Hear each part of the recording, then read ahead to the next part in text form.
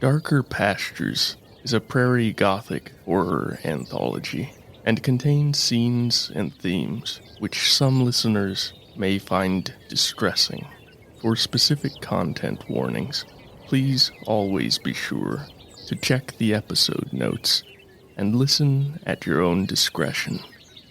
Thank you for tuning in. I hope you enjoy today's humbly hideous offering.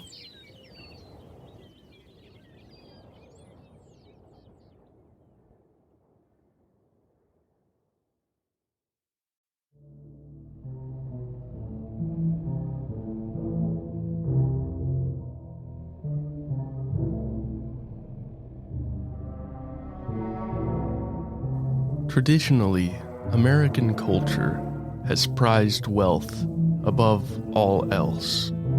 Prosperity gospel, free market libertarianism, neoliberalism. These are the American golden calf.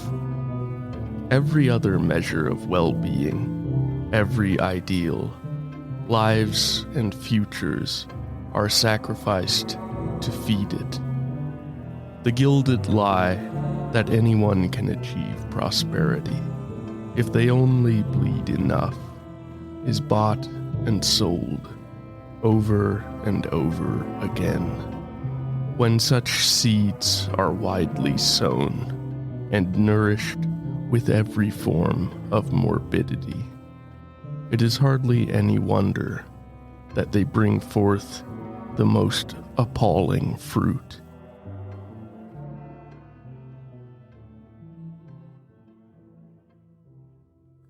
Episode 19, Harvest.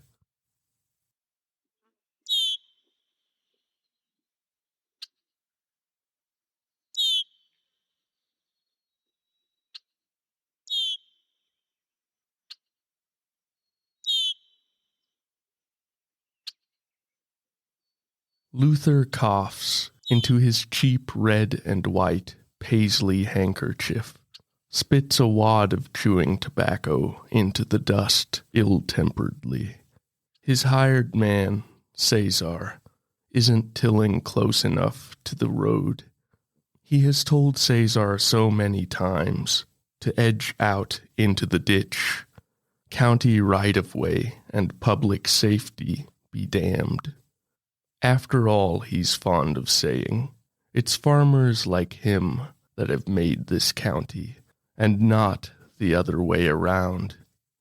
Climbing back into his shiny new blue and white '89 Dodge Ram, Luther is turning the ignition when he chances to look at the field on the other side of the road, and he pauses. It isn't his, but he's often coveted it, with its better drainage and darker, richer soil, enriched long ago by a small river that is long since dried up. And Luther thinks that such good ground is wasted on that fool, Rex Herzog. Rex keeps neatly to his boundaries, even leaves a portion of the field untouched every year. The tiny cemetery there is ancient. The prairie township of Mycenae, which it once served, long ago disappeared. No one comes to visit the graves anymore. None of the family names, still legible upon the weed-choked, neglected headstones, are even represented in the county. A goddamned waste, Luther thinks, shaking his head and spitting again. When he returns to the house, Ida has set a supper of ham and beans and fresh-baked bread upon the table. Silently, they sit and eat, until Luther observes coarsely that the ham is too dry and the beans too mushy. Ida says nothing, but he can see the slight shift in her shoulders and spine, the schooled calm on her face, It is like she is collapsing inward on herself, like the breath in her lungs has contracted into a vacuum pressure.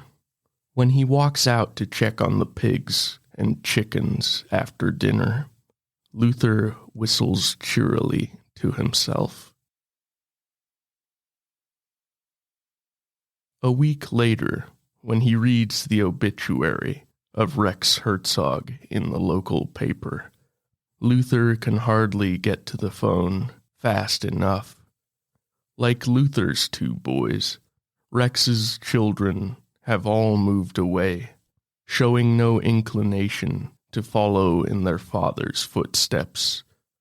Rex's widow, Ethel, is slow to answer, and when she does, Luther smiles at how frail her voice sounds.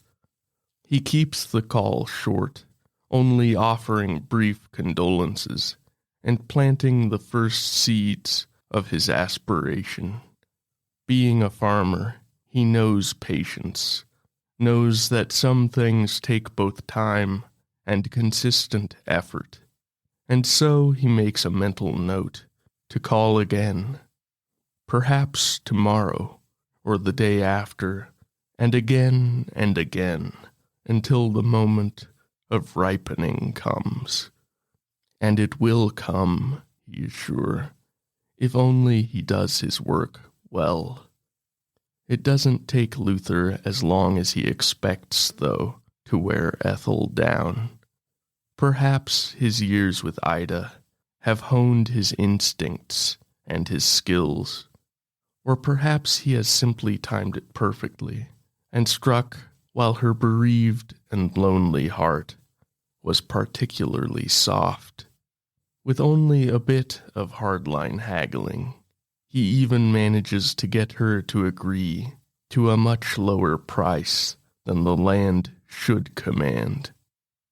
If Ida's children have had any input, he reasons, they must either not have learned anything about their father's livelihood, or they are only interested in a quick windfall.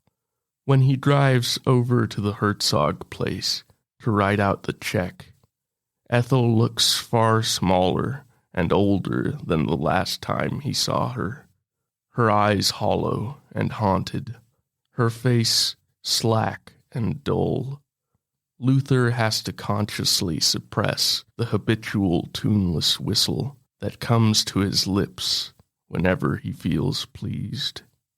At the last moment, Ethel seems to become a little more alert, showing a moment of hesitation when she looks over the sum he has written out.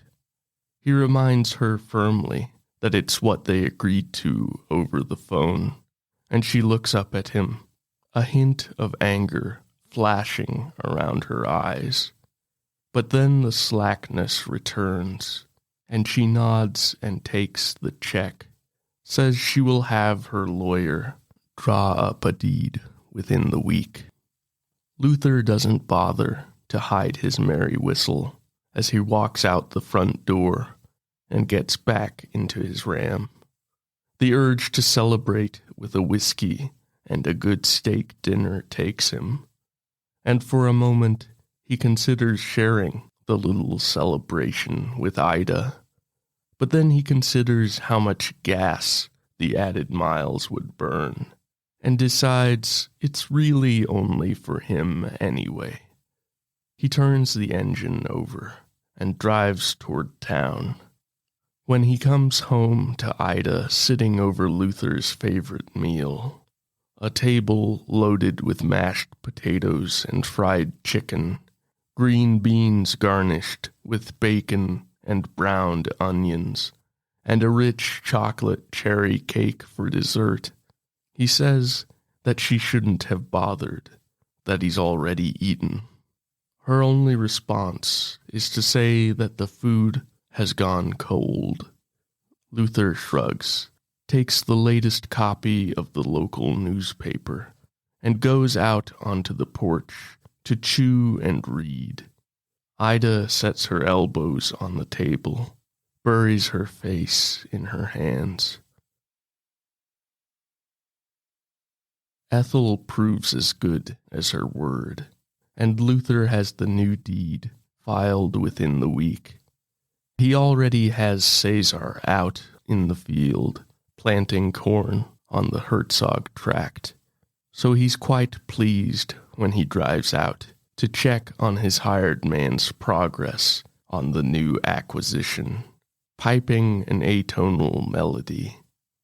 But when he sees Caesar's progress, the whistle dies on his lips, and he feels an ache in his chest and temples at a sudden burst of outrage. Throwing his truck into park in the middle of the field road, he climbs out and waves Caesar down. When Caesar stops and leans out of the cab, Luther wrathfully asks him what the hell he's doing, why he's left the fallow part untouched. In his soft, only slightly accented English, Caesar explains that he can hardly farm over the graves, even disregarding the fact that the headstones would chew up the machinery. It would be completely disrespectful, barbaric even. Disrespectful, Luther echoes, incredulous, and then asks what Caesar would call refusing to do the job he's paid to do, even after all Luther has done for him, given him. Caesar looks down at him, seeming like he can't decide whether this is a joke he should be laughing at, or something else, something he can neither define nor comprehend. Voice grating, Luther tells him to pull the stones off the field and farm the ground. That, or to find another job, if anyone will have him. Caesar's apparent indecision evaporates, and he kills the tractor engine where it sits, climbs down out of the cab, and stares levelly at his erstwhile employer. Slowly and coolly, he says if Luther wants to commit a crime against the living, the dead, and God, then Luther can do it himself. Then Caesar walks out of the field toward his rusted-out, hail-beaten, 11-year-old Pinto, and drives away for the last time, leaving Luther to watch him go in fuming disbelief. Far too late for Caesar to hear, Luther screams that he's an ungrateful little shit, that he owes him, that he wouldn't even have a place here if it weren't for Luther's generosity. Only the wind and the settling dust from the dirt road offer any reply. George and Miguel prove just as unwilling to farm the overgrown Mycenae cemetery, and within a few weeks, Luther finds himself without any farm hands. So he does it himself, though it takes him a little longer than it should, being older and heavier, and having gotten unused to the sort of labor he's left to his hired men for the better part of a decade. He puts out a call for replacements, but he has finished planting the last of his fields and has worked through much of the growing season without response. It is only by happy accident that he learns about the Weber boy, one evening that Ida is feeling talkative and shares the local gossip that Luther usually only pays half a mind to. The Webers have lived a few miles down the road for 30 years now, and Ida tells him that their 18-year-old boy, Saul, has started a family, likely by accident, since he still has a year left before he finishes high school. Luther observes shrewdly that the boy must be in dire need of work, and Ida agrees heartily before she goes quiet, understanding his thought. After dinner, Luther places a call to the Webers talks to the young father-to-be, and is pleased to hear that the boy is eager for work, and none too choosy about the terms, so long as it provides steady pay. Over the kitchen sink and elbow deep in suds and dirty dishes, Ida winces slightly when she hears Luther hang up the phone and begin to whistle. The summer passes in a blur, with all of the work to be done split between 2 men now instead of 4, and one of them still young and inexperienced, keeping the circle pivots running properly, staying abreast of the never-ending cycle of farm equipment maintenance, repair, and replacement, keeping the year's crop healthy and unblemished. With all of the land Luther has acquired over the years, it is almost too much for them, and the added stress of training the somewhat slow Saul grates on Luther's nerves. Still, Luther congratulates himself on the prudence of his new hire. Unhoned as he is, Saul is a hard and compliant worker, putting in 16 hours or more a day without complaint. Sure, there seems to be a strain creeping in around the boy's eyes, making him look like he's aged years in a few months, and he begins to lose weight that his spare frame can't really afford. But such is the lot of the young and the poor, Luther knows. Then Ida brings in the first of the tomatoes from her garden, looking plump and bright and sweet. But when they take the first bites, something seems off in the flavor. None of the 3 of them, the husband and wife and hired man, sitting around the table over their lunch, can seem to articulate precisely what the subtly distasteful intrusion calls to mind. But Ida and Luther are not able to stomach more than a few bites. Saul finishes the meal as mechanically as he does all of the others now, and leaves without a word to return to work before Luther has even finished complaining about the spoiled fruit. Mood soured, Luther carries the remaining tomatoes out to the pigs.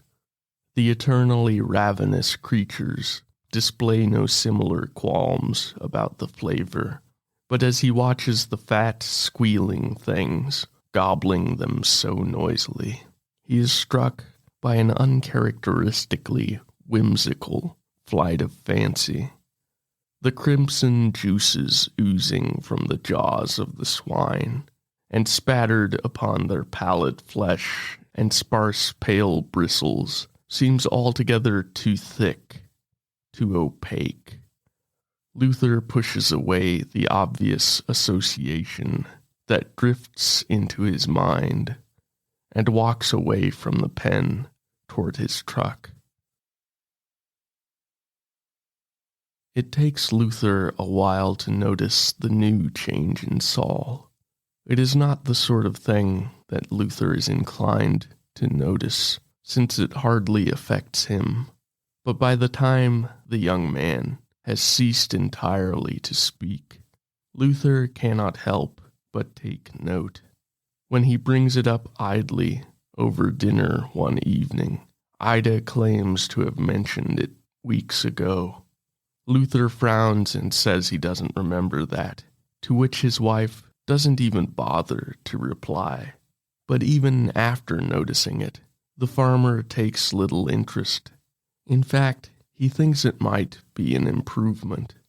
Sometimes the inane, friendly chatter of the younger man had irritated him in the first few weeks of the boy's employment, and he'd never wanted to learn so much about Saul's bride-to-be, or the names they were picking out for the coming child, as he learned in the first day with him. It is only when the farmhand comes to the house one day over the lunch hour, pale and shaking, that Luther asks him tactlessly what the hell's wrong with him. Saul hesitates an instant, gathering and measuring the words with which he seems so loath to depart of late. Falteringly, he finally says that there's something wrong with the crop on the Herzog land. Of course, Luther cannot leave that vague statement unelucidated. The prospect of losing that much yield would be a dire prospect for any farmer, but to Luther it is utterly unthinkable. And he asks what Saul has done, if he's been neglecting his work. Sick is the only word Saul offers by way of explanation, ignoring Luther's attempts to extract more information. Saul turns and walks out of the house, gets into his second-hand Chevy Silverado, and departs. He does not return the next day, and doesn't answer or return any of Luther's calls. And when Luther loses all patience and drives over to the little trailer on the Weber's field corner, where Saul and his young fiancée have made their humble home, Saul speaks only a few moments at the door to make it abundantly clear that he will not be coming back, even after the threat of having the last few weeks' pay withheld. Luther drives home, red-faced and raging behind the wheel. People just don't want to work anymore, he growls. When he sees a swift fox dart across the road, he swerves out of his way to try and hit it, and roars wordlessly when he sees it disappear, unharmed, into the weeds of the ditch. The following day, after a hearty breakfast and a pot of coffee, Luther drives out to his newly acquired land to inspect the fields, still muttering to himself about that damned fool Weber boy and the pickle he's left him in. Reaching the tract, he parks the pickup along the roadside and walks out among the tall, ripening corn stalks. They look healthy as he inspects them, no signs of excessive insect damage or fungal infection, the ears well developed, no overgrowth of weeds or volunteer seed. Luther snorts in derision at Saul's bizarre behavior and senseless words, wonders if maybe he's lucked out by losing the boy after all. But as he stands there, Luther becomes aware by degrees of a faint sound, pervasive and sustained, but on the very edge of hearing. A sound that seems to emanate from all around him. At first, he only takes it for the usual sounds of a midday cornfield, an accumulation of pivots running and plants shifting, of unseen animals moving and insects chirring, even the burble of water soaking into the soil. Yet the longer he listens, the more it sounds like the faint susurrus of many breathy voices. Only the wind, he tells himself, and when he leaves the field to walk back to his pickup, he tries very hard not to notice how unusually still the air is.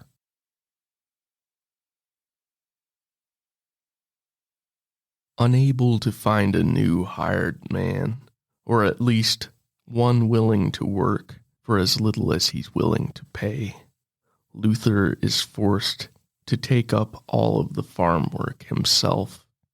So when he comes home in the evenings, after very long days, his tongue and eye are even sharper than usual, and Ida, always delicate of disposition, seems to grow smaller by the day and spends more and more time out of his sight. When she brings in the potatoes from her garden and screams aloud while peeling one over the sink, Luther is much less than sympathetic. Shouting from his recliner in the living room, he tells her to cut that damned racket out. She offers absolutely no response, and at last, huffing with impatience, he rises and comes out into the kitchen. Ida stands staring down into the sink as though transfixed. He asks, only a little more gently, what's gotten into her. Still, she doesn't answer, seeming not to even hear him. He walks to her side and peers down over her shoulder. At first, all he sees is a small, dirty potato, but then his gaze catches the shiny, grayish-blue orb nestled within it, looking for all the world like a milky eye. Ida trembles and murmurs that it looked at her. Her voice is so soft that Luther realizes she might have said it before, might have repeated it several times without him hearing. Nonsense, Luther says, insists that it's probably just a growth, a tumor or a fungus or something of the like. When Ida doesn't reply, he tells her to just throw it out and get on with making dinner, that he's hungry. She finally complies, still seeming unsettled and reluctant. A couple minutes later, she screams again and drops something into the sink with a hollow, metallic thunk. Before Luther can react, she is fleeing from the kitchen and up the stairs, a gibbering sob escaping from her throat. As Luther again peers down into the sink, the wrinkled skin of the second, larger potato parts, and the pallid orb beneath rolls until a dark, bluish spot is directed up at him.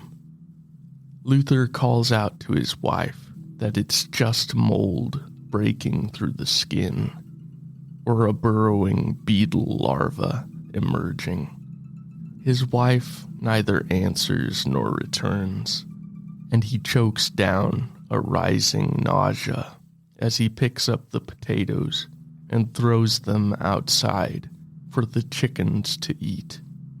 He tells himself that it's fine, that his appetite is spoiled now anyway, and that he definitely has none at all for the infested potatoes. It must be mold, he keeps thinking, or maybe bugs. He keeps turning this thought over in his mind throughout the night, as though doing so will erase the fact that he's never seen any pest like that before, or that he too had the unmistakable feeling of being watched when he gazed down into the sink. Ida is gone when Luther returns to the house the next evening, along with a large old suitcase, many of her clothes, and several mementos of her mother's from around the house. She hasn't even left a note, and even after an hour of placing phone calls, Luther is still unsure who picked her up from the farmstead or where she has gone. At last, tired and uncertain, he sits at the table as though still expecting her to appear and make his dinner. As night falls fully dark outside, he finally gets up to pour himself a bowl of cold cereal and milk. Over this joyless meal, he says aloud to himself that she'll be back, that she has nothing without him. And yet, she doesn't return the next day, or the day after that, or at all the following week. Luther puts off checking the Herzog fields as long as he can. As much as he denies it inwardly, that patch of land has become connected in his mind with the experience of the malformed potatoes, even though the latter were grown in his wife's garden. But then he remembers that, years ago, just after they'd moved into this house together, she had hired someone to bring richer soil up to the place where she planned to make her garden. And the more he tries to remember the details about this, decades past, and hardly of interest to him even then, the more he thinks that person might have been Rex Herzog, who'd always been on friendly terms with Ida's folks. Eventually, though, he has no choice but to go back to his new property. The days are beginning to turn cold, with dark autumnal promise, and the weather authorities predict an early and bitter winter. The morning he drives the combine harvester over to the Herzog land, he feels silly for his procrastination. It's a bright blue autumn day, the sky perfectly clear, and the sunlight pleasantly driving away the lingering chill of night. The wind carries the sweet smell of dry fields, settling gradually into their annual slumber. In short, it is the sort of beautiful day that makes all fear and worry seem trivial. The hired semi-trailers arrive right on schedule, ready to haul his harvest to storage, and by lunchtime he has worked his way through almost a quarter of the first field. The yield is heavy, but his pleasure at this is soured by reflecting upon the cost of the hired trucks. If only there were decent help to be had, he might have used the grain cart and saved a little money. But they all screw him, he thinks. His hired men, his wife, his 2 worthless sons. They all abandoned him, betrayed his generosity. When the combine is full, he stops and waits, knowing that the truckers will also be breaking for the midday meal. The day has become warm, warmer than it's been for over a week, and he pops open the cab door to let the breeze roll in. He looks out over the field as he munches from a jar of pickled pig's feet. No one gets the best of Luther Forst, he says aloud to himself, around a mouthful of pork. A moment of silence hangs, and then underneath the soughing of the corn stalks in the October wind, he catches another sound. At first he thinks it is the same many-voiced whispering he heard once before in this field, which would be easy to explain away. But this is a shriller sound, like thousands of minuscule screams.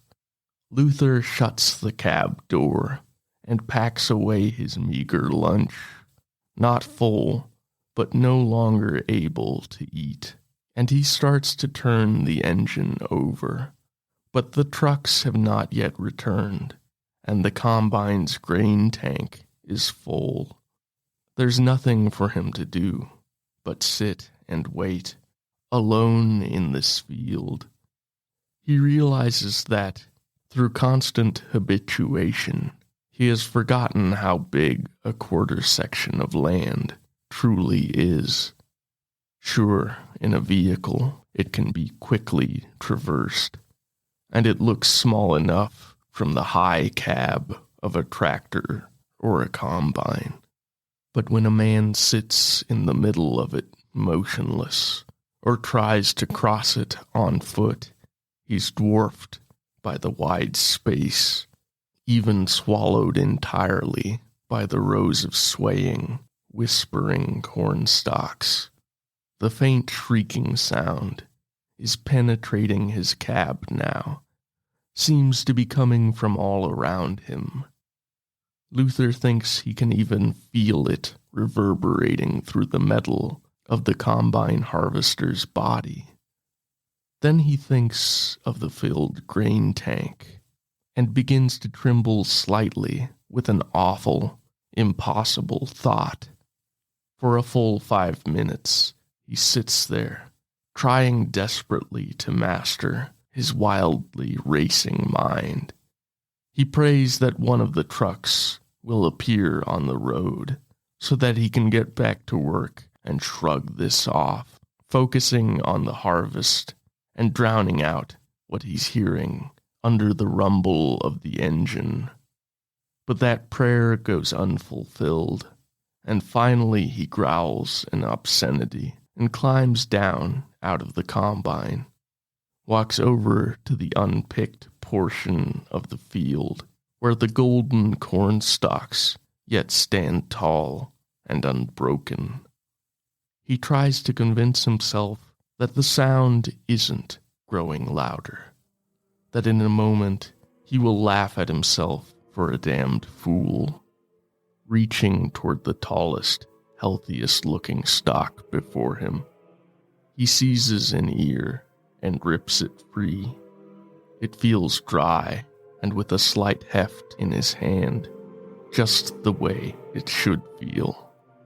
But when he peels away the shuck, the ear begins to vibrate in his fingers, emitting that high, thin screech more clearly now. And as he gazes down at the kernels, he feels for the first time in his life like he might faint. For upon each is a small, warped, skeletal face, locked in an endless cry of horror and rage.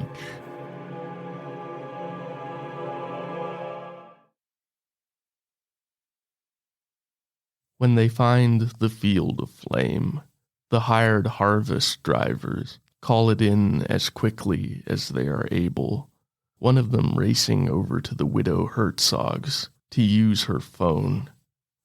The local volunteer firefighters arrive with astonishing speed and are somehow even able to contain and quell the blaze in the dry autumn field. At first, it is assumed that the combine was the source of the fire, as overheating machinery is an all too common cause of such disasters. But the most experienced of the firefighters soon determined that it couldn't have been from the direction of the wind, and from the distance at which they find the charred remains of Luther Forst, and the sooty metal lighter they find in his clenched, blackened fingers.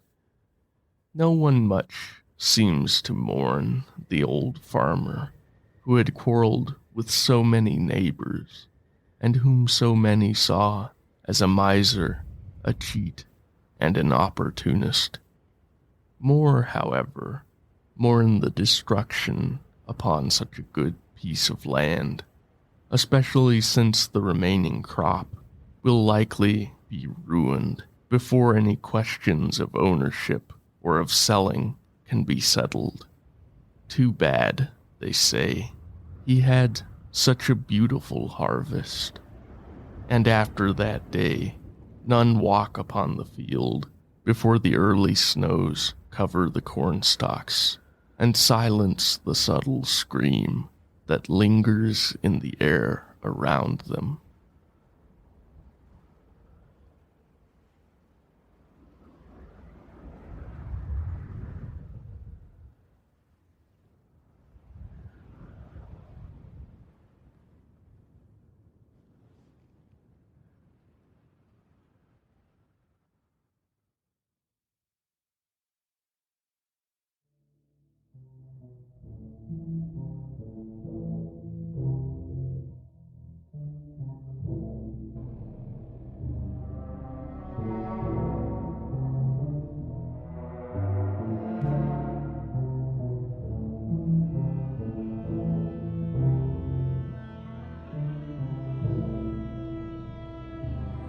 Story, narration, and arrangement by Lars Mollevand. If you enjoyed today's story, please rate, review, and share. Thank you for listening. We'll meet again in darker pastures.